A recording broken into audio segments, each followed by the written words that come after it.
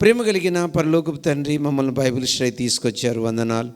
ఇప్పుడు నీ వాక్యము బైబిల్ శాస్త్రం బిబిలాలజీ ధ్యానం చేస్తూ ఉండగా వాక్యం అనే రొట్టె విరచి ఆత్మకు జీవాహారంగా పెట్టి దేవా మమ్మల్ని సర్వసత్యములోనికి నడిపించండి. పరిశుద్ధాత్మ అభిషేకం, పరిశుద్ధాత్మ శక్తి, పరిశుద్ధాత్మ నింపుదల, పరిశుద్ధాత్మ నడిపింపు ద్వారా నాతో నీ బిడ్డలతో అందరితో నీ వాక్యము ద్వారా మాట్లాడి మీరు మహిమ పొందమని, మమ్మల్ని క్రీస్తు స్వరూపములో సర్వసత్యములోనికి నడిపించమని యేసుక్రీస్తు నామమున అడుగుచున్నాము తండ్రి, ఆమేన్. మనము ఈరోజు 7వ అంశం. ఈ 7వ అంశంలో మనం ఏం చూడబోతున్నామంటే క్రొత్త నిబంధన రచయితలను గూర్చిన నిర్ధారణలు. అంటే ఈ క్రొత్త నిబంధన ఎవరెవరు వ్రాశారు దాని యొక్క నిర్ధారణలు ఇప్పుడు మనము 7వ అంశంగా ధ్యానం చేయబోతున్నాం. దీంట్లో పాయింట్ 1, మత్తయి, పేతురు, యోహాను ఈ ముగ్గురు 12 అపోస్తుల్లో ఉన్నారు. వీరికి పరిశుద్ధాత్మ లేఖనాలను బయలుపరుస్తాడని ఎవరు? యేసు ప్రభువే సాక్ష్యం ఇచ్చాడు. ఉదాహరణకి యోహాను సువార్త 14వ అధ్యాయం 26వ వచనం, ఆదరణకర్త అనగా తండ్రి నామమున పంపబోవు పరిశుద్ధాత్మ సమస్తమును మీకు బోధించి నేను మీతో చెప్పిన సంగతులన్నిటిని మీకు జ్ఞాపకము చేయను. ఇప్పుడు యేసు ప్రభు చెప్పేటప్పుడు వీళ్ళు ఎన్నని గుర్తుపెట్టుకోగలరు? కాబట్టి పరిశుద్ధాత్మకు అన్నీ తెలుసా, తెలియవా? అన్నీ తెలుసు. కాబట్టి పరిశుద్ధాత్మ దేవుడు ఏం చేశాడు? వాళ్ళల్లో ఉండి వారికి ప్రభువు చెప్పిన మాటలను గుర్తు చేసి వాళ్ళ చేత దేవుడు క్రొత్త నిబంధనను వ్రాయించాడు.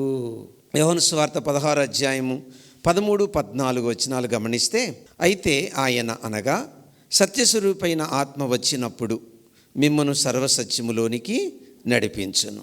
ఆయన నా వాటిలోని తీసుకొని మీకు తెలియచేయను గనుక నన్ను మహిమపరచు. అంటే దీని అర్థం ఏంటి? పరిశుద్ధాత్మ దేవుడు మళ్ళీ ఏరుగా చెప్పట్లేదు. చాలామంది ఏం చెప్తున్నారు? నేను దేవుని ఆత్మతో నింపబడ్డాను, ఇప్పుడు నేను చెప్పింది రాసుకోండి అంటే కుదరద్దా? ఈయనేమన్నాడు ఇప్పుడు? ఆయన ఏం చెప్పట్లా, నేను చెప్పిన వాటిని తీసుకొని మీకు చెప్తాడు. ఎంత అద్భుతంగా ఉందా పదం. కాబట్టి ఎవరైనా వాక్యానికి విరుద్ధంగా చెప్పి ఇదిగో దేవుడు నాతో మాట్లాడుతున్నాడు, ఆ రోజు వాళ్ళు సరిగ్గా రాయలేదు, ఇదిగో ఇప్పుడు నేను ప్రత్యక్షమయ్యాను, ఇప్పుడు నేను నీతో మాట్లాడుతున్నానంటే నమ్మొద్దు, అది దేవుని వాక్యం కాదు. ఇప్పుడు పాయింట్ 2, యాకోబు, యోధా వీరి గురించి ఇప్పుడు తెలుసుకోబోతున్నాం. వీరెవరండి? వీరు యేసు ప్రభు యొక్క తమ్ముళ్ళు, సంఘ పెద్దలు. పరిశుద్ధాత్మ దిగి వచ్చినప్పుడు ఎక్కడున్నారండి వీళ్ళు?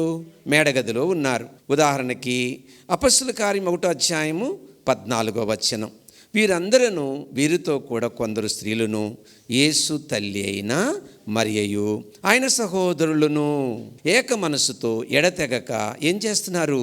ప్రార్థన చేయుచుండిరి. కాబట్టి యాకోబు, యూదా వీళ్ళు రాశారా? యాకోబు పత్రిక రాశాడా? యూదా రాశాడా? మరి ఆ యాకోబు ఎవరు? యేసు ప్రభుని మరియమ్మ కన్న తర్వాత మళ్ళీ మరియమ్మ గర్భవతై బిడ్డలని కన్నది. కాబట్టి ఖచ్చితంగా దీన్ని బట్టి మనకేమర్థమవుతుందంటే వీళ్ళు రాసింది కూడా ఖచ్చితంగా పరిశుద్ధాత్మ ద్వారానే దేవుడు వ్రాయించాడు. నెంబర్ 3, పౌలును గూర్చిన నిర్ధారణ. ఉదాహరణకి పేతురు రాసిన 2వ పత్రిక 3వ అధ్యాయం 15 నుంచి 16 వచనాలు, మరియు మన ప్రభు యొక్క దీర్ఘశాంతం రక్షణార్థమైనదని ఎంచుకొనుడి. అలాగూ మన ప్రియ సహోదరుడైన పౌలు కూడా తనకు అనుగ్రహింపబడిన జ్ఞానము చొప్పున మీకు రాసి ఉన్నాడు. వీటిని గూర్చి తన పత్రికలన్నిటిలోనూ బోధించుచున్నాడు. అయితే వాటిలో కొన్ని సంగతులు గ్రహించుటకు కష్టమైనవి. వీటిని విద్యాహీనులను అస్థిరులైన వారును తక్కిన లేఖనములను అపార్థం చేసినట్లు తమ స్వకీయ నాశనమునకు అపార్థము చేయుదురు. ఇప్పుడు మీకు ఏమర్థమైంది నేను చదివిన ఈ వాక్యాన్ని బట్టి? పౌలు రాసిన పత్రికలన్నీ దేవుడే రాయించాడా? పేతురు ఏమంటున్నాడంటే పౌలు రాసిన పత్రికలను దేవుడు రాయించిన వాటిగా భావించి వాళ్ళకి గుర్తు చేస్తున్నాడు. 4th 1, లూకాను గుర్చిన నిర్ధారణ. లూకా సువార్త 10వ అధ్యాయము 7వ వచనం, పనివాడు జీతమునకు పాత్రుడు. ఈ మాట ఎక్కడుంది? ద్వితీయోపదేశకాండము 25:4, నృత్యుడి ఎద్దు మూతికి చిక్కము వేయవద్దు. పౌలు లూకా రచనలను దైవ ప్రేరితమని గుర్తించాడు. ఉదాహరణకి లూకా పనివాడు జీతమునకు పాత్రుడని తన సువార్తల లూకా 10:7లో వ్రాశాడు. అయితే పౌలు ఆ వాక్యాన్ని మోషే రాసిన ద్వితీయోపదేశకాండం 25:4 నూర్చుడు ఎద్దు మూతికి చిక్కము వేయవద్దని మోషే రాసిన వచనానికి సమానమైన స్థాయిలో నిలిపాడు. తిమోతికి రాసిన మొదటి పత్రిక 5వ అధ్యాయం 17-18 వచనాలు, బాగుగా పాలన చేయు పెద్దలను విశేషముగా వాక్యమందును ఉపదేశమందును ప్రయాసపడు వారిని రెట్టింపు సన్మానమునకు పాత్రులుగా ఎంచవలను. ఇందుకు నూర్చుడు ఎద్దు మూతికి చిక్కము వేయవద్దని లేఖనము చెప్పుచును. మీకు ఇప్పుడు అర్థమైందా? లోకా రాశాడు, పౌలు రాశాడు. అంటే దీన్ని బట్టి ఏమర్థమైంది? లోకా రాసింది దేవుని ప్రేరితమే, దేవుని నడిపింపే, పరిశుద్ధాత్మ నడిపింపని ఒప్పుకున్నాడా? ఎవరు? పౌలు. దీన్ని బట్టి లోకా రాసింది కూడా దైవ ప్రేరితమే. 5వ విషయానికి వస్తున్నాను, మార్కును గూర్చిన నిర్ధారణ. మార్కు పేతురుకు అలాగే పౌలుకు కూడా శిష్యుడే. ఉదాహరణకి తిమోతికి రాసిన 2వ పత్రిక 4వ అధ్యాయం 11వ వచనం, లూకా మాత్రమే నా యొద్ద ఉన్నాడు, మార్కును వెంటబెట్టుకుని రమ్ము, అతడు పరిచారము నిమిత్తము నాకు ప్రయోజనకరమైన వాడు, తుకికిను ఎఫెసునకు పంపితిని. పేతురు రాసిన మొదటి పత్రిక 5వ అధ్యాయం 13వ వచనం, బబులోనులో మీ వలె నేర్పరచబడిన ఆమెయు నా కుమారుడైన మార్కును మీకు వందనాలు చెప్పుచున్నారు. ఇప్పుడు 6, ఎబ్రీ రచయితను గూర్చిన నిర్ధారణ. ఎబ్రీ పత్రిక రచయిత తాను ప్రభువు దగ్గర నేర్చుకునిన వారి నుండి నేర్చుకునినవి రాస్తున్నాను అని అన్నాడు. ఎవరు? ఎబ్రీ. ఉదాహరణకి ఎబ్రీ పత్రిక 2వ అధ్యాయం 3-4, ఇంత గొప్ప రక్షణను మనము నిర్లక్ష్యం చేసిన ఎడలా ఎలాగూ తప్పించుకుందాము? అట్టి రక్షణ ప్రభు బోధించుట చేత ఆరంభమై దేవుడు తన చిత్తానుసారంగా సూచక్రియల చేతను మత్కార్యముల చేతను నానా విధములైన అద్భుతముల చేతను వివిధములైన పరిశుద్ధాత్మ వరములు అనుగ్రహించుట చేతను వారితో కూడా సాక్ష్యం ఇచ్చుచుండగా వినిన వారి చేత మనకు దృఢపరచబడిను. 8వ అంశం ఏంటంటే లేఖనాల విశ్వసనీయత. బైబిల్ ఎంతో పురాతనమైనది, బైబిల్ నిజంగా నమ్మదగినదేనా? ఎంతో వైజ్ఞానికంగా శాస్త్రీయంగా ప్రపంచం పురోగమనిస్తున్నప్పుడు ఈ ఆధునిక కాలంలో బైబిలును నమ్మగలమా? బైబిల్ని ఎందుకు నమ్మగలమో 12 కారణాలు చూద్దాం. పాయింట్ 1, బైబిలు దేవుని నుండి వచ్చింది. ఎందుకంటే దేవుడు బైబిల్ యొక్క నిజమైన గ్రంథకర్త అని బైబిల్ చెప్తుంది. ఉదాహరణకి ప్రభువుకు యెహోవా సెలవిచ్చినదేమనగా దేవుడు పలికెను, యెహోవా సెలవిచ్చెను. ఈ మాటలు బైబిల్లో 3800 సార్లు కంటే ఎక్కువ ఉన్నాయండి.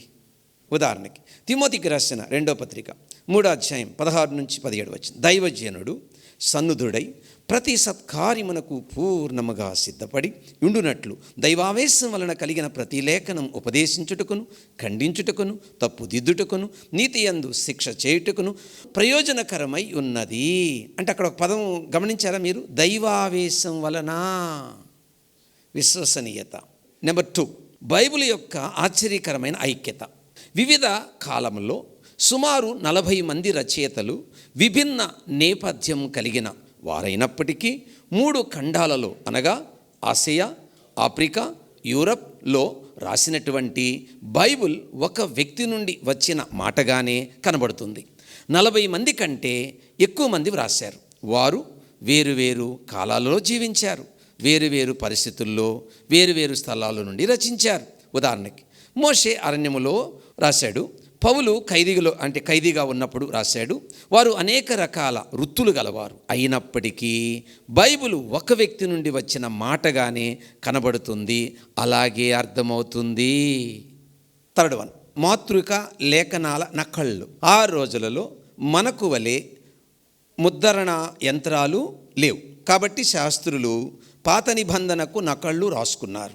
అలాగే అపొస్తలుల కాలములో క్రొత్త నిబంధనకు నకళ్ళు రాయబడ్డాయి. ఆ తరువాత కాలములో నకళ్ళు రాయబడ్డాయి, కానీ ఎక్కడ పొరపాట్లు జరగలేదు. ఫర్ ఎగ్జాంపుల్, నకళ్ళకు 3 పరీక్షలు ఉంటాయి. అవి ఏంటో ఇప్పుడు మనం చూద్దాం. మొదటి పరీక్ష, నకళ్ళు ఎంత ఎక్కువ ఉంటే అంత విశ్వసనీయత ఎక్కువ ఉంటుంది. ఉదాహరణకి హామర్ రచన నకళ్ళు సంఖ్య 2000, ప్లేటో రచనల నకళ్ళ సంఖ్య 7, అరిస్టాటిల్ రచనల నకళ్ళు సంఖ్య 49, సీజర్ రచనల నకళ్ళ సంఖ్య 10, టాకీటస్ రచనల నకళ్ళ సంఖ్య 20, క్రొత్త నిబంధనల రచనల నకళ్ళ సంఖ్య 6000, సిరియక్, కోప్టిక్, టాటిస్ భాషల్లోని తర్జుమాలు 24,000. ఈరోజు మనం ఎంత హ్యాపీగా, ఎంత అసలు కళ్ళు మూసుకొని నమ్మేయచ్చు ఏంటది గ్రంథాన్ని, వాక్యాన్ని. ఇప్పుడు పాయింట్ 2కి వచ్చాను. ప్రతుల నాణ్యతను గూర్చి శాస్త్రులు పాత నిబంధనకు నకళ్ళు రాసేటప్పుడు చాలా జాగ్రత్తలు తీసుకున్నారు. అక్షరాల సంఖ్య, పొల్లుల సంఖ్య, చుక్కల సంఖ్య, పదాల సంఖ్య నిర్దిష్టంగా ఉండేది. అక్షరం సరిచూసుకునేవారు. కాపీ చేసిన తరువాత అక్షరము కానీ, పదము కానీ, చుక్క కానీ సంఖ్యలో తేడా కనబడితే ఆ నకళ్ళను ధ్వంసం చేసేవారు. అన్నీ సరిగ్గా ఉంటే దానికి మళ్ళీ నకలు రాసుకునేవారు. గనుక మాతృక ప్రతులకు మన చేతుల్లో ఉన్న బైబిలుకు ఏ వ్యత్యాసము లేదు. కాబట్టి బైబిల్లో తప్పులు లేవు. ఇప్పుడు కాల వ్యవధి, మాతృక గ్రంథానికి దాని యొక్క నకళ్లకు మధ్య వ్యవధి ఎంత తక్కువ ఉంటే అంత నాణ్యత కలదు, అంత విశ్వసనీయత కలిగినది. అది వ్యవధి ఎక్కువ ఉంటే నాణ్యత లేదా మాతృకత తగ్గుతుంది. క్రీస్తు శకం 100లో అపోస్తలులు మాతృక లిఖిత ప్రతులు ఉంటే వాటి నకళ్ళ ప్రతులు 100 నుండి 200 లోపే వ్యవధి కలిగి ఉన్నాయట. బైబిలు కాక ఇతర గ్రంథాల రచయితల మాతృక ప్రతులకు నకళ్లకు మధ్య 900 సంవత్సరాల నుండి 1000 సంవత్సరాల వ్యవధి ఉందట. నెంబర్ 3, పురావస్తు శాస్త్రం. అనేక సంవత్సరాలుగా పురావస్తు శాస్త్రజ్ఞులు తమ త్రవ్వకాలలో బైబిలుకు రుజువులను కనుగొంటూనే ఉన్నారు. 4th, చరిత్ర యొక్క ఖచ్చితం. బైబిల్లో రాయబడిన చరిత్రలో ఐగుప్తు, అష్షూరు, బబులోను, పర్షియా మొదలగు రాజులను గురించి ఎంతో రాయబడింది. బైబిల్లో జరిగిన సంఘటనలు ఆయా దేశాల చరిత్ర పుస్తకాలలో, శిలాశాసనాలలో కూడా రాయబడి ఉన్నాయి. ఏమండి, ఎప్పుడో చెప్పిన ప్రవచనాలు మన కళ్ళ ఎదుట నెరవేరాయా లేదా? ఇప్పుడు నెరవేరుతున్నాయా లేదా? జరిగాయా లేదా? జరుగుతూ ఉన్నాయా లేదా? దీన్ని బట్టి విశ్వసనీయతకు ఎంత అవకాశం ఉందండి బైబిల్ నమ్మడానికి. 5th, బబులోనీయులు, పర్షియనులు, గ్రీకులు, రోమనులు ఇతర దేశాలను గురించిన ప్రవచనాలు అక్షరాల నెరవేరినవి క్రీస్తు పూర్వం 1000 నుండి 700 కాలములు. అంటే ప్రవచింపబడిన అనేకమైన ప్రవచనాలు యేసు ప్రభువులో అక్షరాల నెరవేరాయి. 6, బైబిలు భద్రపరచబడింది. బైబిల్ను నాశనం చేయాలని రోమన్ చక్రవర్తులు ప్రయత్నించి ఓడిపోయారు. కేవలము చేతితో రాసిన ప్రతులు మాత్రమే ఉన్న రోజులవి. అయితే ఇప్పటిలాగా లక్షలలో ముద్రింపబడలేదు ఆ దినాల్లో. క్రీస్తు శకం 303లో రోమా చక్రవర్తి డయాక్లిసియన్ లేఖన వ్రాత ప్రతులను వెతికి తెప్పించి వాటిని ధ్వంసం చేశాడు. రాబోయే 20 ఏళ్లలో క్రైస్తవుడనే పేరు భూమి మీద ఉండకూడదు అని అతను అన్నాడు. ఆ తరువాత వచ్చిన చక్రవర్తి కాన్స్టంటైన్ తనకు బైబిల్ ప్రతులు కావాలని అడిగినప్పుడు 24 గంటల్లో 50 ప్రతులు ఆయన వద్దకు తీసుకొని రాయబడ్డాయి. ఈ విధంగా బైబిల్ ఎన్నో పరీక్షలను తట్టుకొని నేటికి సజీవంగా ప్రపంచమంతా వ్యాపించింది. 7, విజ్ఞాన శాస్త్ర రుజువులు. భూమి గుండ్రంగా ఉంది. క్రీస్తు పూర్వం 540లో గ్రీకు తత్వవేత్తలు భూమి గుండ్రముగా ఉండవచ్చును అనే అభిప్రాయాన్ని వెళ్ళబుచ్చారు. క్రీస్తు శకం 15వ శతాబ్దంలో భూమి గుండ్రముగా ఉంది అని కనుగొన్నారు. అయితే క్రీస్తు పూర్వం 700 సంవత్సరాలలో జీవించిన యెషయా ప్రవక్త భూమి గుండ్రంగా ఉందని చెప్పాడు. యెషయా 40వ అధ్యాయము 22వ వచనములో ఆయన భూమండలం మీద ఆసీనుడై ఉన్నాడు, దాని నివాసులు మిడతల వలె కనబడుతున్నారు. ఒకడు తెరను విప్పినట్లు ఆయన ఆకాశ వైశాల్యమును వ్యాపింపజేసెను, ఒకడు గుడారం వేసినట్టు ఆయన దానిని నివాస స్థలముగా ఏర్పరచెను. ఎబ్రీ భాషలో కూగ్ అంటే గుండ్రటి అని అర్థం, తెలుగులో భూమండలం అని అన్నారు. బైబిల్ గ్రంథము ఎప్పటిదో ఒకసారి ఊహించుకోండి మీరు. ఇప్పుడు భూమి ఆకాశములో వేలాడుతూ ఉంది. క్రీస్తు శకము 1687లో సర్ ఐజాక్ న్యూటన్ భూమి ఆకాశములో వేలాడుతూ ఉంది అని రుజువు చేసే వరకు ఈ లోకానికి సరైన అవగాహన లేదు. అయితే క్రీస్తు పూర్వం 1500 సంవత్సరాల పూర్వము జీవించిన ఏబు భూమి ఆకాశములో వేలాడుతూ ఉంది అని చెప్పాడు.